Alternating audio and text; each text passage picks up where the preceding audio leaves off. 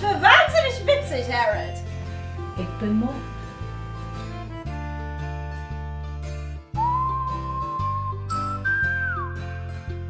Sie wollten doch eine bestimmte Reaktion bei Ihrer Mutter hervorrufen.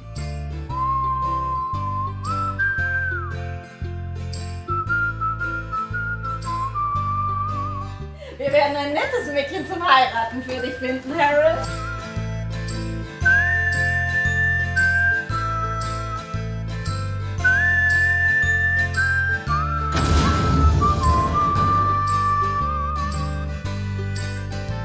Freiheit, Gleichheit, Gerechtigkeit.